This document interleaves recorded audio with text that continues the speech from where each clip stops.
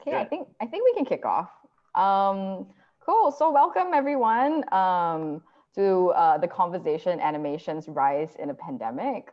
We've got Balda here as well as Patrick Smith, who'll be talking about their experience and their perspective on how the animation scene has risen over the last couple of months. So just a quick, kind of introduction. I'm Vicky, the festival director and co-founder of Cartoons Underground. And for those of you who are new to Cartoons Underground, not have heard about us before, we are Southeast Asia's leading independent animation festival, where we show punchy, unique stories from Asia.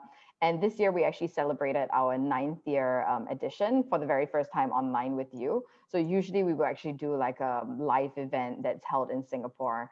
I think what's really great this morning or where you're at, could be evening, is that we have Kyle and Patrick from America dialing in, which we never got to do before in a live event. So this is kind of cool. And also, if you haven't caught the films yet, they're actually online only from now till 13th of December.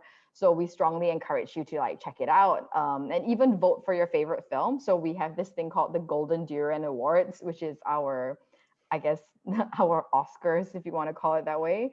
And you can actually vote for your favorite film that will win the Audience Choice Award. So a brief history, Cartoons Underground, we've been here since 2012, community-driven festival where we kickstarted with a Kickstarter.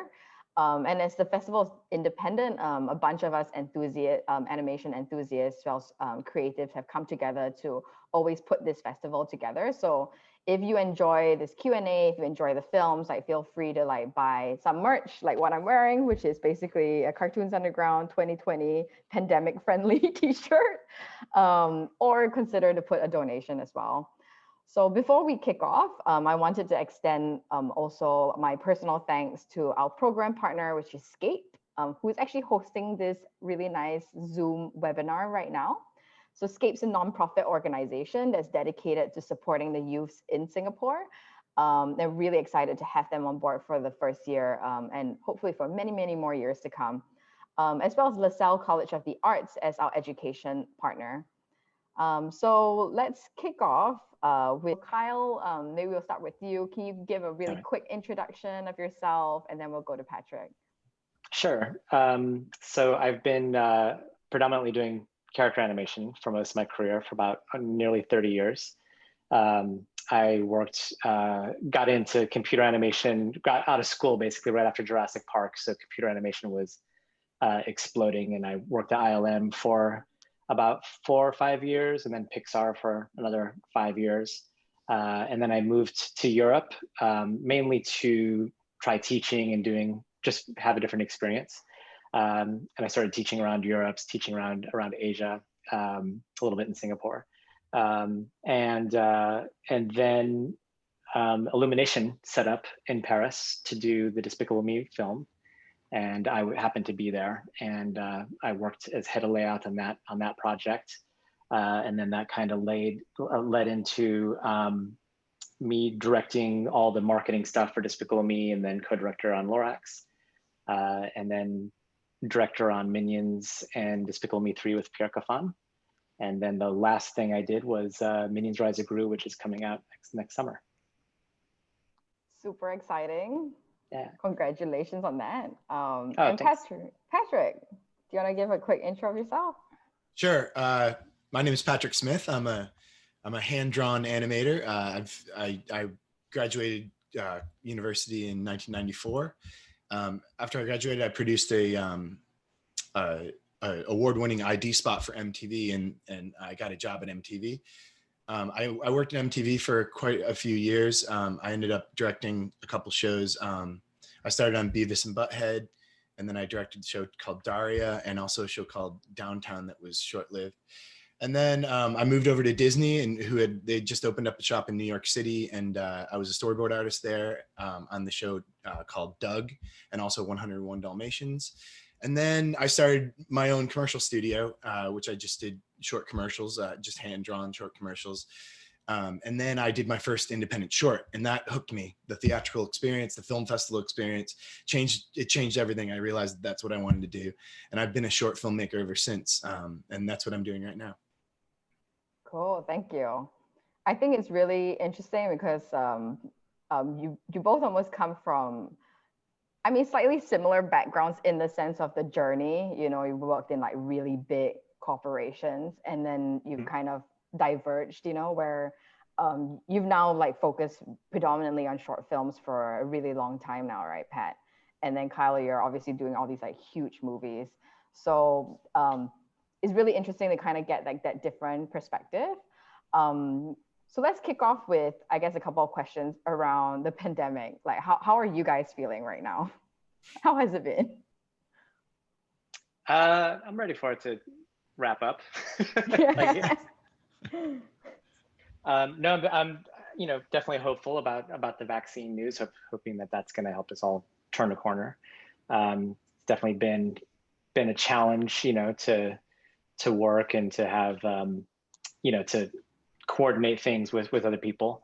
But fortunately, animation is the kind of medium where you can do that sort of thing at a distance. Much more than live action, I think, has been impacted a lot more than animation has. Mm-hmm. And do you feel the same way as well, Patrick? Like, do you think that animation wasn't that much affected because you don't need to do that live sets, right? That's the sense I get from my colleagues and me personally. I've had a very busy year. I would say that there was more work, not less. So in that way, I suppose we're very fortunate to be in animation, especially in a time where people have it very, very difficult. You hear stories and I really feel bad for people's livelihoods right now. So we're very fortunate that we can work from home. I mean, I always do work from home anyway, so it wasn't a huge transition for me. It was actually, there was practically no transition at all. Yeah, I think that's quite interesting because we also found some statistics online where it shows that animation is one of the top 3 genres that's being watched on YouTube right now. And it's projected to grow to $190.8 billion, which is quite crazy, like by 2021.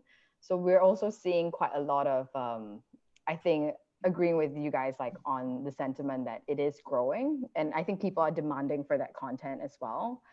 So let's kick off with how, like, what have you guys been working on for like the last several months, like while you're stuck at home? Well, for my part, we actually just wrapped up the movie at the end of August, which went a little bit longer because of the pandemic, and with the decision to release the movie next summer.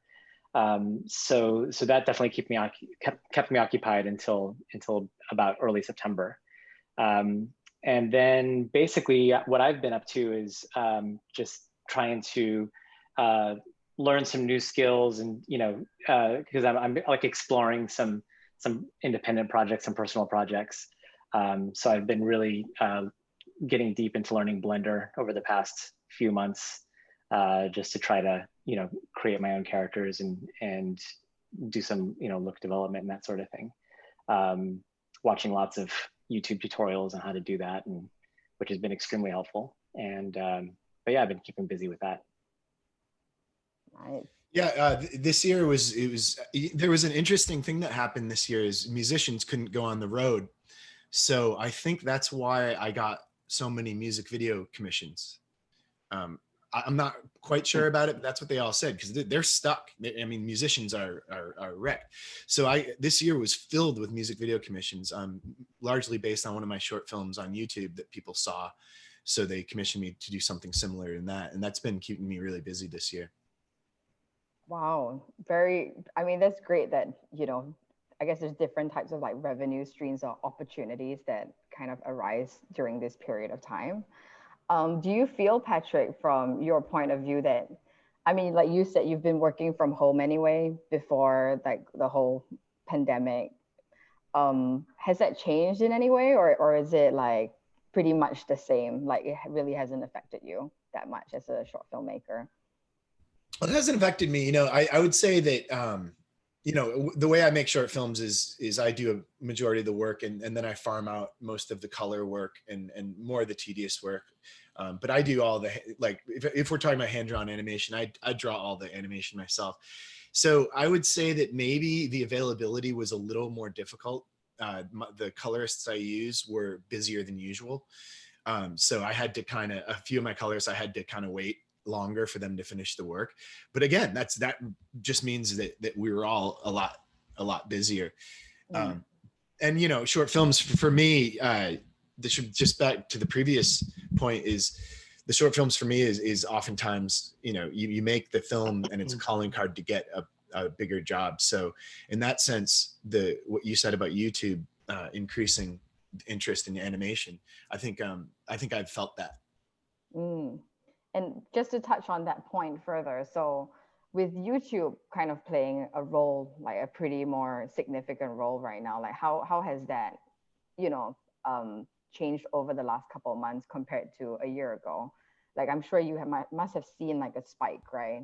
Especially in views, and how as a short filmmaker, like, are you able to kind of engage with the people who are like watching your videos? Especially, I guess you're only releasing a film like once every year or 2 years, you know, whereas those influencers, tell us more about it.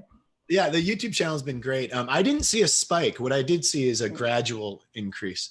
I would say starting in about April, and I just recently monetized about a little less than a year ago.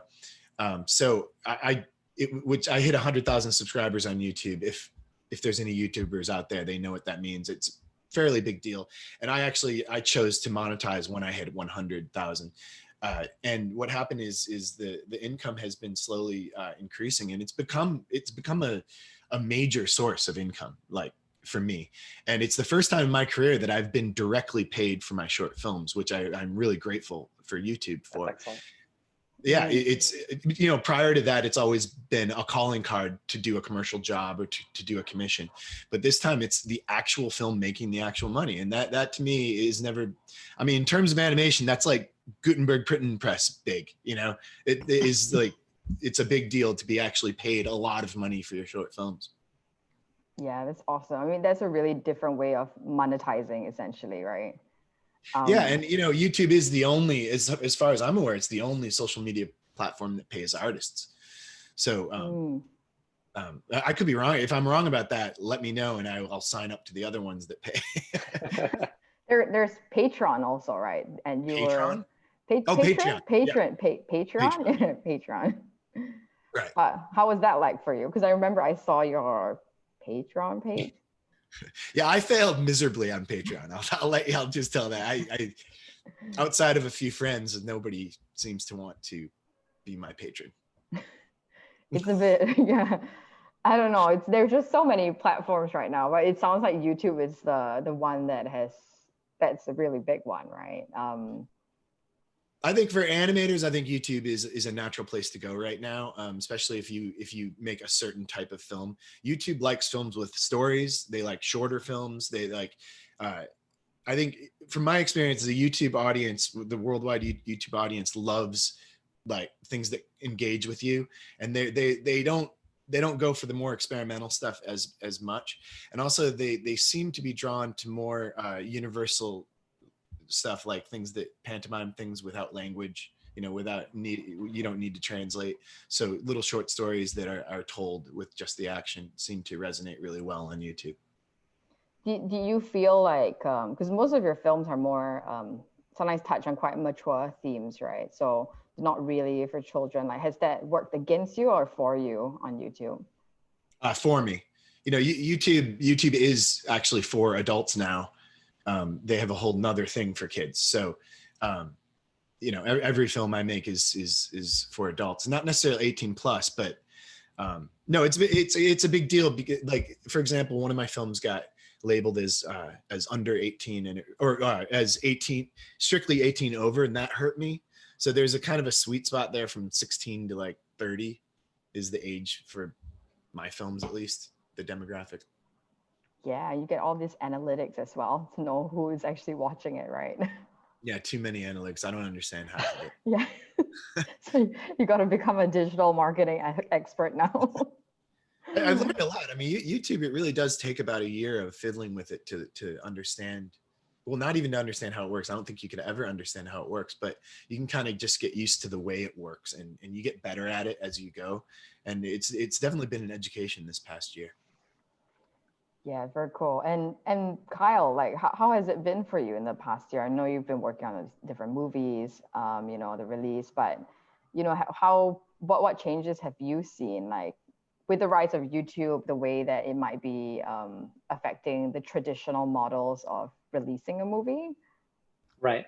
Well, I mean, one thing that it's sort of proving is that it's possible to work this way, at least in animation. Yeah, I think, you know, some of the more challenging parts and at the end of production for us was that I'm quite used to working in the same room with my editor, and we would spend, you know, anywhere from like 2 to 5 hours a day in the same room, like trying stuff out, you know, giving comments and feedback. And that process slowed down a lot because it was, you know, her working alone in Paris, and at that time I was already back in Los Angeles. So I would see what she did at the end of her day, at the beginning of my day, and give feedback. So it slowed things down, but we were fortunate enough to be at a phase in production where things were starting to slow down anyway. It's ironic because a lot of the voice recording sessions, because, you know, for most of the production, I was based in Paris. And in the beginning of production, where most of the voice talent tends to be in Los Angeles, I would fly out and do the voice recording sessions in person. But then after, you know, you start to get comfortable with each other, then we eventually switch over to doing things, you know, online. And so that didn't change because we were just getting the talents, you know, the video, the audio equipment sent to their home, and then I was in this room directing some of the last voice recording sessions. But you know, I think that I've talked to several friends from different studios and other studios that are, you know, just getting started and things like that, and looking at different models for how they can do production. And I think that they'll probably borrow a lot of like what we've established during this, you know, inconvenient time. I think one thing that really works well, like what Patrick was saying, working at home. I'm a bit of an introverted person myself, so I don't mind to be at my house to do work. I can be really productive that way. I think more extroverted people start to go get a little stir crazy, yeah. And they need, you know, to like bounce ideas off of people. You know, like dailies, animation dailies is a place I would say that suffers from not having a lot of people in the room together, because an animator will show their work on the screen, and you'll have, you know, anywhere from a dozen to 20 animators in the room with you and the director, and people can throw out comments in real time about what, you know, what could ameliorate the shots and make it better. So, you know, some animators might really enjoy that they don't have to go through that right now. Yeah.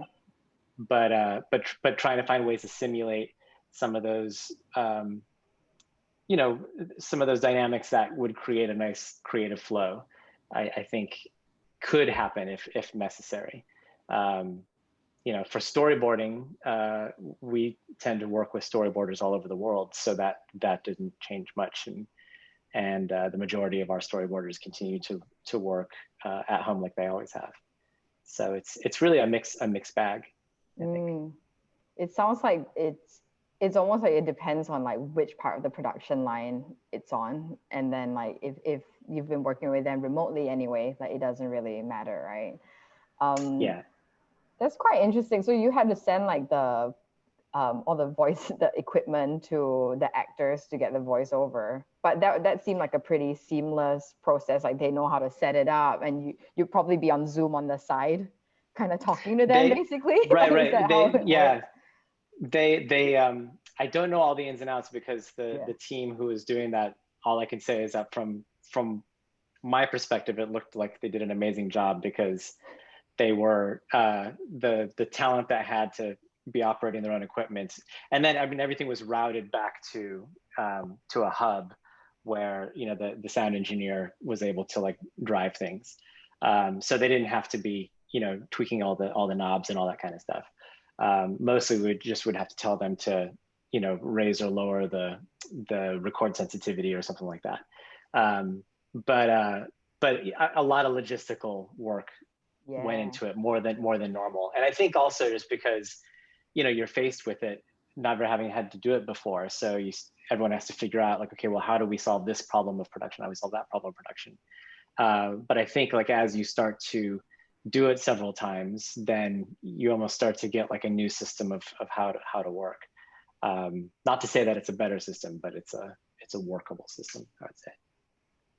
That's really interesting. I think I feel like sometimes people do think like, oh, it's online, it's so easy, you know, I just log onto my computer and it's so easy, right? But there's actually so many challenges that actually goes behind the scenes that people don't see, like, you know, how does someone actually send all that equipment, brief the person, make sure they know how to switch it on, make sure the sound engineer is getting it, and so on. Right. And like similarly, like for Cartoons Underground this year, like we actually had to put on basically a TV show, right? Which actually comes with its own set of challenges. Back then we just have a venue, we'd show up and then we would just say some stuff in front of people, get the directors to do some Q&A, and that's it. It's like one event done, right? So there's a lot of like, I guess that problem solving and back end work that goes into it. So I'll throw the question to Patrick. So from your perspective, like how has the production side been? So I know that you've given it to, you know, some of the coloring jobs, I guess, to the people that you've worked with remotely, and it sounds like it's not been that challenging from your perspective, but like, were there any challenges at all, Pat? Well, you know, I definitely think that the narration and voiceover, yeah, that has changed a lot. Like there's no, you know, I don't go into the sound booth anymore with anybody like that. And yeah, what Kyle brought up is, I didn't think of that before. That is a big change. Working remotely, like you're lucky you were even there in the session. Most of the recordings I've done, I just received the recording, you know, and they just recorded on their own. We were working on a documentary. Actually, we're still working on this documentary, and we sent cameras to people because it's only partly animated. So they actually had to be on screen as well. And literally we sent cameras to people in Brazil and gave them filming instructions. And that's how the director of the film is assembling some of the footage, which is pretty crazy way to make a film, you know. And the shocking thing is the footage came back and it's beautiful. We're kind of like, wow, this is like, people are better at this than you think. You know? Give them credit. Yeah, that's the only thing I've noticed. Very cool. And how is there's one question that I'm seeing from the Q&A chat.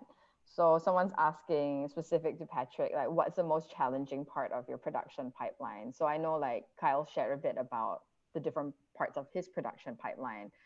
Am I imagining this incorrectly? Like, are you just at home just drawing literally from 5 a.m. to like, I don't know, 12? Well, even though I'm pretty much a one-man show, there is a pipeline, you know, and there is parts of it that are definitely more challenging than others. For example, I absolutely love the conception of an idea. I love the animatic and storyboard stage. I could do that all the time. I think to me, it's easy. It's you can throw out ideas and you can show people, you know, I probably do an average of maybe 4 or 5 different animatics for each production I do. And I love that part. The part that is challenging to me is the actual rendering of the animation, is the actual tedious drawing. And if there's any animators out of the 26 people here, they know that animation can be extremely tedious. I'm sure on a computer as well, but hand-drawn animation is just, for me, it's miserable. I never get that, you know, wonderful euphoric feeling of accomplishing something in animation. To me, I'm just like, oh God, I'm so glad that's over, you know, and I'm glad I finished the piece. But the fun for me is the first part, is the actual shot to shot direction and storyboarding part. The animation is really difficult for me. I struggle with it, but you got to do it. It's part of it, you know. Yeah, it's no pain, no gain, right? No pain, no gain. Right. And I suppose I'm not being 100. There are moments where you get into something when your focus is 100% and you're really there, that I suppose that could be enjoyable, but for me, it doesn't last that long because I get frustrated with something, or, something doesn't look the way I wanted it to. And then I have to like invent a new way, to do it because I'm not good enough to do it the way I wanted to. So you kind of, yeah. Yeah, that's really frustrating. Yeah, it's really frustrating.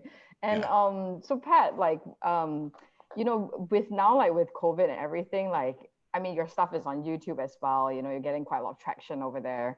But you're also getting, like, I guess, quite a bit of your income's also coming in from like commission works, right? Like you said, like music videos and all of that. Do you feel like during the pandemic it has, besides the music videos where you've seen an increase, like is it hard to actually do that business development? I think quite a lot of animators or short film makers, that's what is some of their biggest enemies, like they're not able to promote themselves so effectively to get that business lead. Like, do you have any advice around that and how, they can go about like getting that kind of commission work? Yeah, well, I've always been a big advocate of promoting yourself with work. So I've never been a portfolio guy. I've never been I'm not even into that. I like produce a film, make something, and then get attention with that. Now I know that there's a completely legit other way to do it, but I've never been drawn to that. And that's pretty much been my business model since I stopped working for the studios, where I produce something, whether it's a commercial for someone or an independent film, but whatever I produce, I put it out there and I really try to get attention for that piece so I can get another. And that's worked really well. For example, I do a lot of the TED Ed pieces, TED Ed on YouTube. And I get more jobs from doing those TED Ed pieces than practically anything else. So they don't pay a lot, which is unfortunate, but at the same time, I don't actually make the money from doing the TED Eds. They pay, but I get way more money from the independent jobs that I get. Some of them to be honest, some of them are boring. Like I just did a 1 minute commercial for a water treatment plant. I mean, that's pretty much as bad as it gets. I hope none of my clients are watching. Water treatment plant client watching right now. It was a fun job, and I think it looked great and everything. But the fact of the matter is, at the end of the day, it was a job to pay the bills. And but those are the kind of jobs that you can get, and I'm happy to do those jobs. As long as I have to. My long-term plan is actually right now I'm producing my first ever short that I'm doing specifically for YouTube. And that's the first for me. So my long-term plan is to hopefully make a living on with online platforms. But I don't know. Wow. You never know. The thing about YouTube is they can pull the plug at any time. So they're actually commissioning you to do a short film. No. Or you're doing it for. I'm producing the film myself. Yeah. I'm producing the film myself. I'm skipping the festivals and I'm releasing it right to my subscribers on YouTube. And hopefully there'll be some traction there. If anything, it'll just be a fun experiment. You should definitely get in touch with YouTube. I mean, if YouTube's watching right now, which we'll be releasing this video on YouTube, so maybe you should get in touch with Patrick, Sure.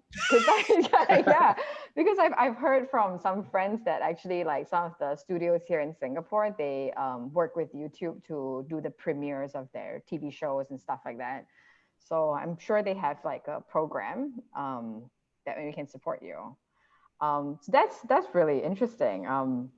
Do you feel the same, Kyle, about the fact that these streaming services are coming in, and like how do you feel about it as someone who's always releasing these really big movies in the cinemas, but now like people are demanding it on these streaming services? And have you been approached, now that you're kind of parking aside that big movie scene to explore your own personal projects, like, have you been approached to get like commission works, or do you have an agent? Like, I don't know.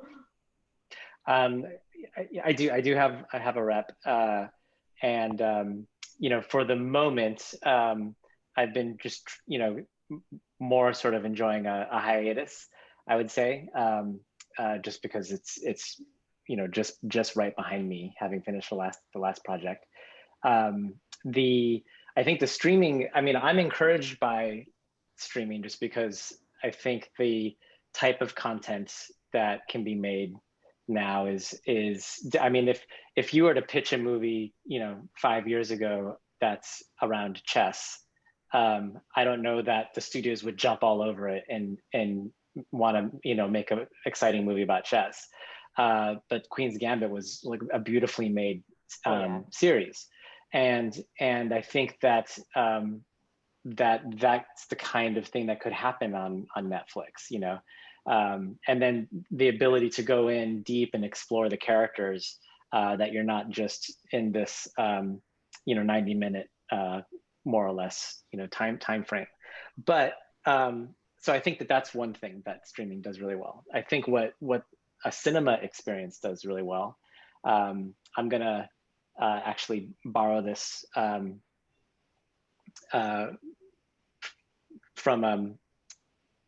I was in a talk recently, and I heard this description about when you're in a movie theater, you're not in your living room where you've got your pictures on the wall, the pictures of your family over there, the lamp that your Aunt Martha bought you or whatever. You are in a completely anonymous space where there's nothing of you in there. So only the experience is what you can have. And I think then if you watch a movie like Dune, something I'm extremely looking forward to, in the cinema, and because I want that experience, I want to be transported into this other world.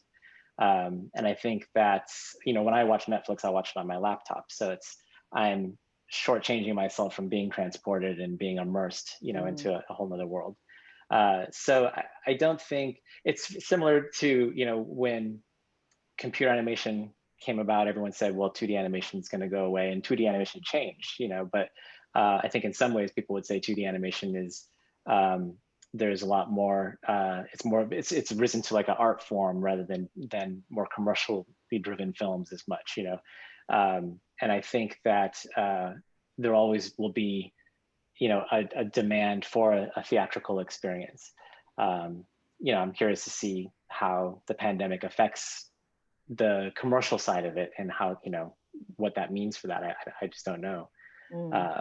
But I think that both places are really valid. Kyle, that really does. I think that the theatrical experience is something to mention again, because particularly in the context of film festivals, I miss the festival experience. When you see a film or when you watch your own film in a theater, it's just different. Like you said, you're not in your living room, you're not in your laptop. You have 100% attention. And also, I swear to God, films change depending on audience reaction. And especially if it's your film, you're sitting there and you're getting a reaction from the audience at certain times. It's a completely different experience. And that festival experience has been gone for a year. And it really, I think everyone misses that. I think everyone is, when this is over, hopefully soon, I think everyone's going to really go back to the theater. I think I read something that someone predicted that people aren't going to return to the theater, and I disagree. I think people are really hungry for that theatrical experience. Yeah, just to get out of your house too for a little bit. Yeah. Are the cinemas open in America, or they're closed right now? Oh, they're closed. Yeah, I mean, our cinemas here are open now, so I've gone to the cinema a couple of times. Wow. Just to watch like Mulan, it's like, obviously you gotta watch Mulan. Like everyone in Asia has been waiting for that movie. But it's such an experience, like going with a friend, getting the popcorn, like fantastic. Yeah, it's just, and like, even though like the movie's like, I mean, I've got my like trepidations with that movie, to be honest, but because I went with a friend and, like it's Huang Yi actually, she's from China. She's like pointing out the scenes to me. She's like, oh, that's where they shot this thing. And I'm like, that is so cool, right? Because you can talk about who the actors are and all of that. So definitely resonate with that.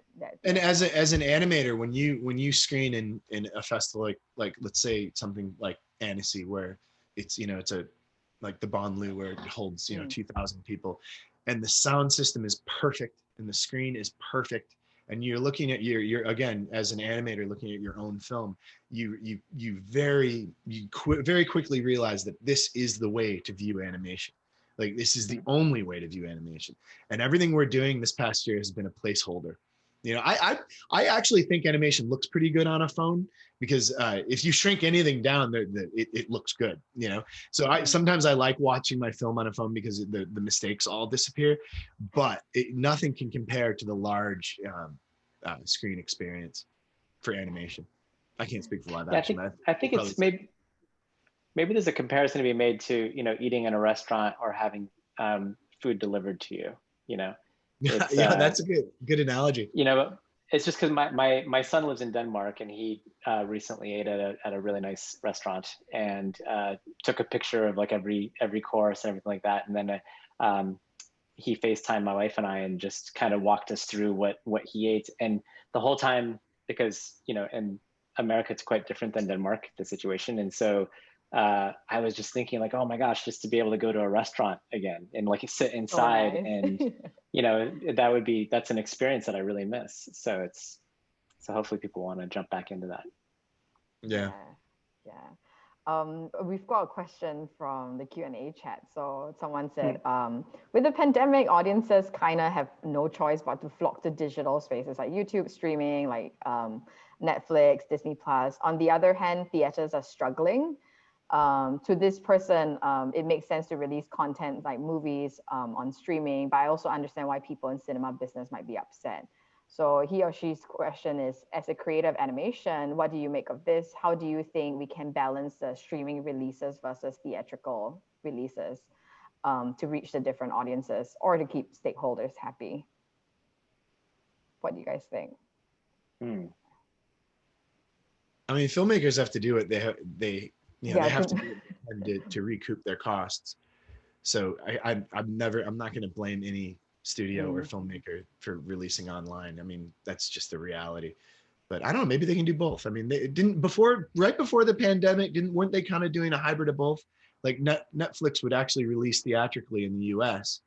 Some people suspected it was just to qualify for the Oscar, but I think the films did pretty, like Scorsese's film, I think did pretty well theatrically, and was at the same time it was in the theaters, it was on Netflix. Interesting. That's a good solution, I guess. Yeah, I guess there's no right answer right now because everyone's just trying to figure it out. Yeah, that's what I think. Yeah.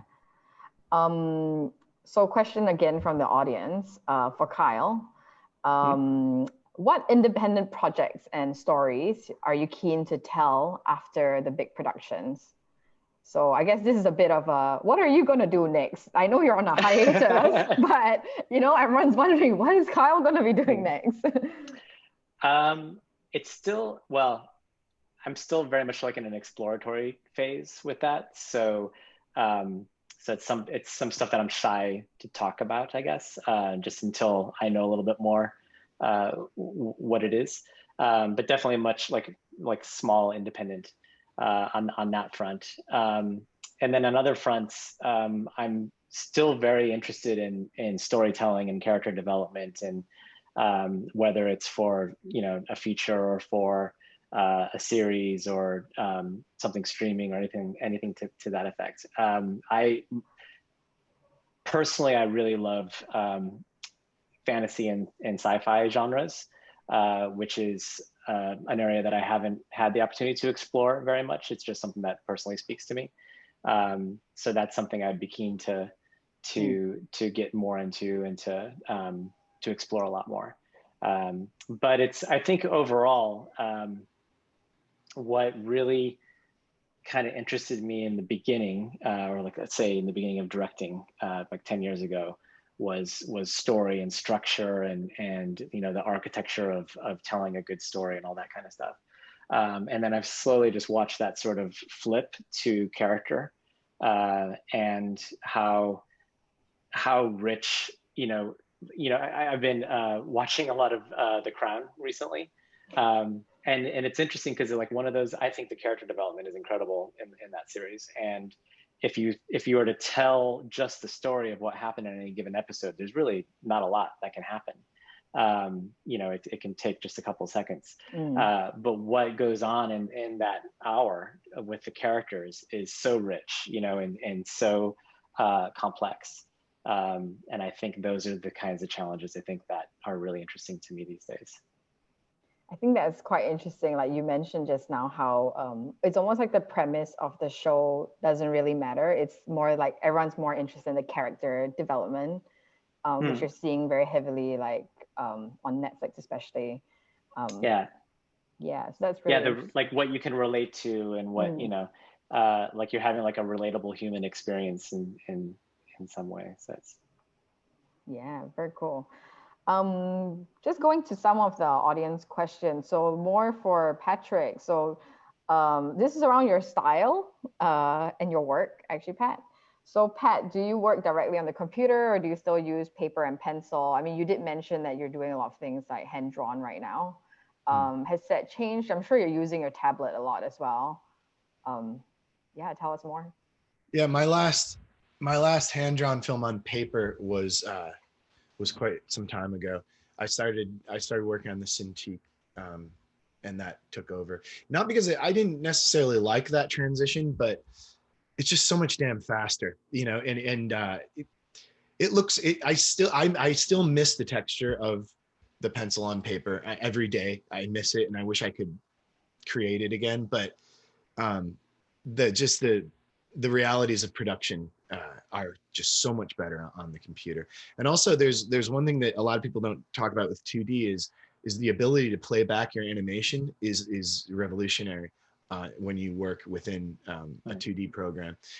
You know, I used to pencil test my stuff, which just seems ridiculous now, to sit down and actually shoot the drawings that you just drew, you know. And now pencil testing, you don't even hear the term anymore, because you're testing all the time. You're testing every minute, you're testing your stuff, you know. And I think for me personally, I think my animation, especially later in my career now, my animation got a lot better due to this workflow on 2D program. I animate in Flash, but you know, but any digital program, they're all pretty much the same. I do miss the look of the pencil, though, I have to admit. Yeah, and then lately I've just gotten into stop motion, which is a whole nother. Yeah, exactly. It's so different, right? From your so different. Like I mean, what I think a lot of people remember your work as the pencil, you know, the hit eating the head, or the hands and stuff. Like, so how has that, like, what inspired you to kind of transition to stop motion? And you mentioned it's like a very separate type of audience who actually likes that kind of film versus stuff, well, right? it was a strange pivot, but you know, what happened was well, my parents passed away, and anybody who's ever dealt with that realizes that you're inundated with objects. It's this weird thing where, you know, you have to pack up houses, you have to do all this stuff, and I think as a coping mechanism, I started photographing their objects. And so I got into, and then you know, I don't really do stop motion. I do replacement animation, kind of like Paul Bush, you know, where every frame is a different object. And so I've been studying that for a long time. I've been a fan of that ever since Spankmeyer played around with it. So it was just time. I had several of my father's guns at first. So I made, the first film I made was Gun Shop. And I photographed his guns, and then I went and toured gun shops all over New York, and I ended up with thousands of guns and just composited them to music. So that was my first stab at it, and it resonated with festivals and critics, but it definitely is not a popular technique for the general consumption on YouTube. I don't know, maybe that'll change, but who knows? So you have 1,000 guns in your house? No. No.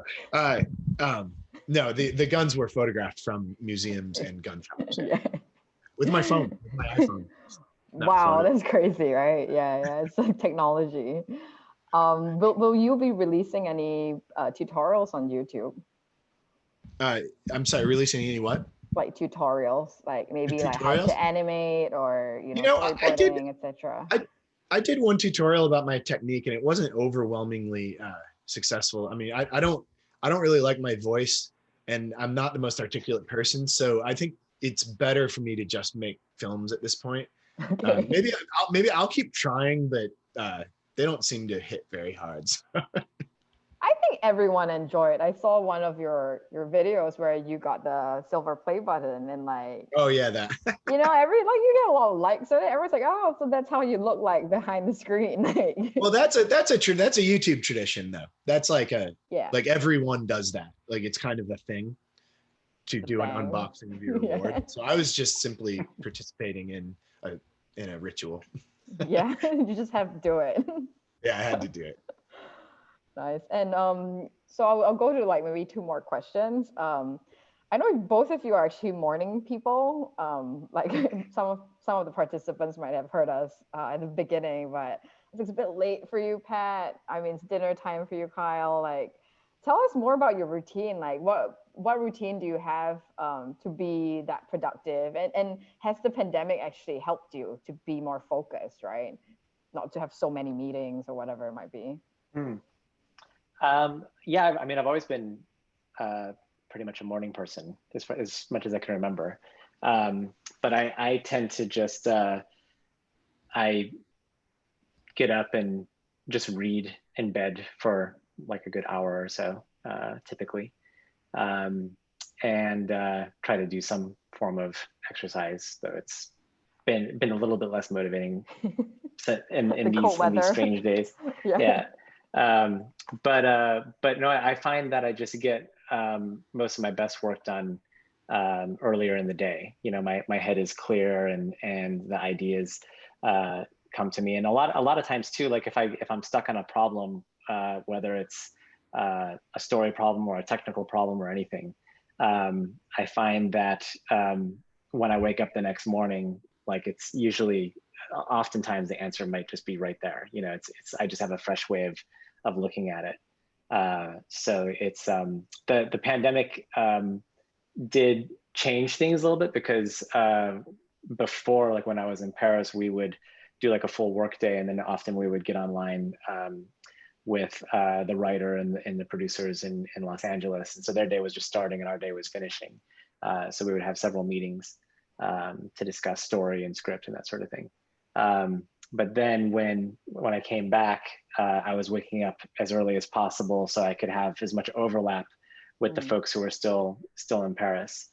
We were starting post-production in the States, so then my day would just go into post-production with the LA and California people.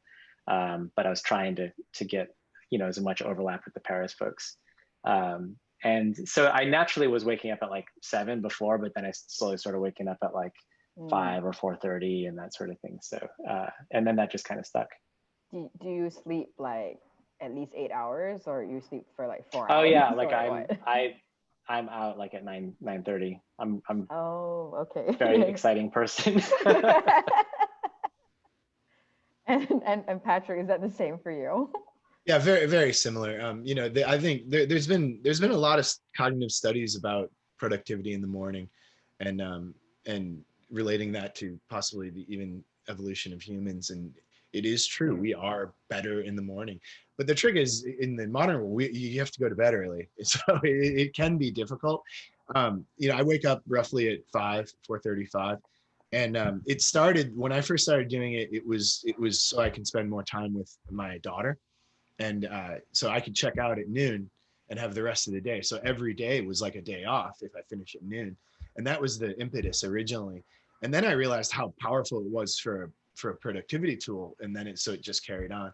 And then the other reason worth mentioning is I got into cooking, and cooking goes with drinking, and I usually like to check out at noon and then really start doing prep and really having a great day. And that, you know, that's like an all day thing for me. So all these things kind of work in harmony. I get to spend time with the family, I get to cook, I get to drink, and I get to, you know, work and draw and you know, create the livelihood that we have. So it across the board works. But it's tough though, if you're like a single person living in the city. It's tough to go to bed at night at 8:30 or 9 every night. You know, so maybe it works better in the structure of like a more married life. I don't know, possibly. Yeah, I don't see how it could work. Yeah, I don't see you doing this anytime soon. Like Kyle was messaging like, hey, when's the Zoom, like tomorrow? And I'm like, Yeah, it's like 3 a.m. here. I'm still up, like messaging back.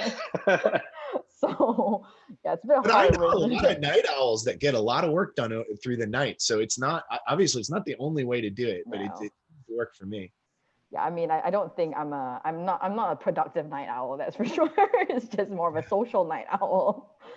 So that does it mean that you guys have a pretty good work-life balance then? It sounds like it. Like for Patrick, like at 12 or 1 o'clock, you're like, I'm done with work. Like, I won't touch it. Like, I'm gonna be with my family. I'm gonna pick Umi up from school and do all of that. Like, is that how your day kind of Well, goes? I learned while I was doing this, and maybe Kyle found this out as well, is if you have a cutoff time that you just check out, it gets you almost pumped to return the next morning and work. Like it's almost like it's almost like leaving the party early. It's like you retain some energy, and it helps you the next day. Because honestly, especially in the early days of doing this, I mean, I've been waking up early now for probably 4 or 5 years, but in the first year of doing this, it can be difficult waking up in the morning. It's not, it's as difficult as you'd imagine, especially if it's not a routine.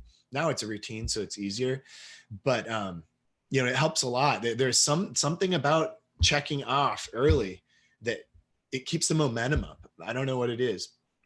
Yeah. I think there's definitely, it makes me think of, I'm pretty sure it was Hemingway who had this way of working where, after he had written for the day and I assume he felt like he had done pretty good for that day, but he was like on a roll and he would stop mid-sentence. And that way he would have like a hook to like bring him right back into work the next day. And I tend to find that if I'm really excited about something and I've already done, like a fair amount of, not like 15 minutes of work, but I've, worked for several hours and I'm happy with where things are going. And I feel like I could go like a few extra hours, that's actually sometimes the best place to stop. Hit the ground running the next day. Okay. This could be a whole nother Zoom chat, this type of productivity techniques for animators. Last question. How are you guys going to be spending Christmas? Anything you're looking forward to, or is just at home by the fireplace? My wife and I right now we're quarantining so that we can spend our Christmas with some friends down in Los Angeles. So we're gonna drive down there in a couple weeks and have a cozy little Christmas down there and then come back up here. Nice. Yeah. I'm gonna be home with my family in our little cottage in Montauk, New York, and which is what we do every day. Yeah. And have a nice little. We're really fortunate. We have a cool little neighborhood, and we've all kind of, because of the pandemic, and we've all spent time together. It's become like a little family. The number of kids that are the same age as my daughter are really, it's very odd. So it's a really fun neighborhood, and we all hang out together. So it'll be a good Christmas this year. Yeah, and hopefully there'll be a bit of snow. We have quite a few friends who are expats here who are, on their own. So we're actually going to do a Christmas party with a lot of our expat friends. A lot of them are single, without family and stuff. So I think that's what we want to do, is just kind of like keep a couple of friends, try to recreate that experience. I think Christmas, like going out Christmas, is not such a big thing for us, or at least for me. We don't like Chinese New Year or like all of that. It's like way bigger. But I think just because there's a lot of friends who are, kind of alone here, so we're just gonna cook up a dinner and then, have some good times. Yeah. I miss all those Christmas lights on that main road there. Orchard Road. Orchard. I used to go on the upper decker of the bus and go through all the Christmas lights because it was so beautiful. Yeah. That is still happening, I think. I've not been there in ages. Yeah. A lot of people are doing staycation now in Singapore. Yeah. I don't know. So like just going to a hotel and like relax, get like swimming and all of that. So probably do some of that with my family as well. I did miss snow when I lived in Singapore, by the way. Yeah, it is really hot. Like today we had snow and it's very pretty, and you put a fire on and it's snowing outside, and there is something there, Yeah, I have to yeah. admit. Yeah, I think a lot of my friends are like, oh my God, it's so hot here. It's just so weird. Like it doesn't feel like Christmas. And Singapore just has the same temperature like the entire year, basically. So like it feels like no time has passed, like literally, because you don't have the seasons. And then there's the pandemic also, so you're like locked at home. So it's like literally 2020 has been written off. It's quite a weird experience. Cool. We've pretty much answered, I think, most of the questions. So thank you so much for taking your time, Pat and Yeah, it Kyle, was for fun. being on here. And we'll Anytime. be releasing this on YouTube. So for those who didn't, catch it, they'll catch it over there. And this is the first Q&A that we're kicking off at, live one that we're kicking off Cartoons Underground. So really appreciate you guys coming on. Well, thanks for It's a having us. pleasure, And dude. also, Vicky, great job with this festival. It really looked great. I enjoyed the screening today. Awesome. Thank you so much. Share with your friends. Share your YouTube channel, Pat, with your 200,000 subscribers. Yeah, and so our next session is actually tomorrow. It's at 7 p.m. Singapore time, where everyone can actually meet the Cartoons Underground program director Wei Kyung that you introduced me to, Pat, if you remember. Yeah. And as well as obviously all the other directors that have been screened on at Cartoons Underground as well. So there's plenty more to do at the festival. Besides that, there's also the NIFA Showcase, which is National Youth Film Awards, where we're actually screening the best of animation there. And we're also doing a 2-day animation workshop over Saturday and Sunday with 7 participants around like storyboarding. I don't know if you guys are familiar, but Sean Bakaliu will be one of the guest speakers there. He's the guy who also worked on Glass Animation Festival and is a prolific short film director. So great thing about the pandemic in some ways is that we're getting really great names like you guys. Sean also is coming on board for the storyboard session. So to the rest of the guys, thanks Dawn, thanks everyone for coming for this Q&A. Share with your friends, watch the films. They'll be online from now till 13th of December. So if you've not watched it yet, definitely catch it on YouTube, which is on our channel. And go to cartoonsunderground.com if you want to buy some of this merch, which I'm wearing, which is the t-shirt or a tote bag. We even have a mask, by the way. So if you need a mask, we have that. Or put a donation on the site as well. So big thanks again to Outscape, our program partner, for hosting us, and LaSalle College of the Arts, our education partner. And hope to see you guys and everyone for the rest of the festival on the other Q&As as well. Thank you. Thanks, man. Thanks. See you, Kyle. Keep in touch, man. See you, Kyle. You too. Bye-bye. Bye, Pat.